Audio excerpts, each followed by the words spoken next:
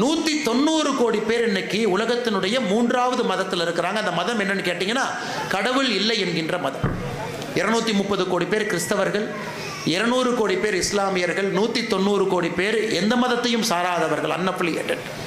120 கோடி பேர் ஹிந்துக்கள். 120 கோடி பேர் இந்துக்கள். இந்துக்கள் பார்த்தீங்கன்னா இன்னைக்கு உலகத்தில் 4வது மதமாக இருக்கு.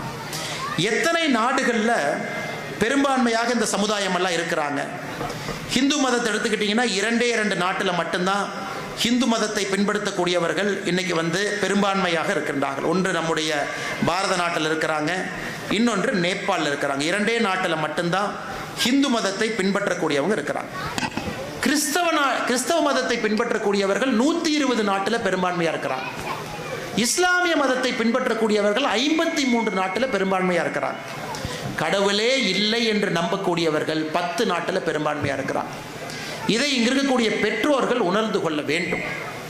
இந்த மதத்திலிருந்து ஒருவர் மதம் மாறினாலும் கூட அது மிகப்பெரிய அபாயகரமான சூழ்நிலையை ஹிந்து மதத்துக்கு உருவாக்கும். அதனால தான் ஒரு கோயிலுக்கு கும்பாபிஷேகம் பண்ணும் பொழுதெல்லாம் அந்த மதம் மறுபடியும் எழுச்சி பெறுகிறது. குறிப்பாக குழந்தைகள், இளைஞர்கள், பெண்கள் விளக்கு பூஜை பண்ணுறாங்க. குழந்தைகளை கொண்டு சனாதன தர்மத்தை அறிமுகப்படுத்துகின்றோம். இந்த மதம் இன்னும் எழுச்சி பெறும். இதில் ஆச்சரியம் என்னென்னு பார்த்தீங்கன்னா 2010 2020 10 ஆண்டுகள் எடுத்துக்கிட்டிங்கன்னா இந்த உலகத்தில் கிறிஸ்தவர்கள் வெறும் 12 கோடி தான் சேர்ந்துருக்கிறாங்க.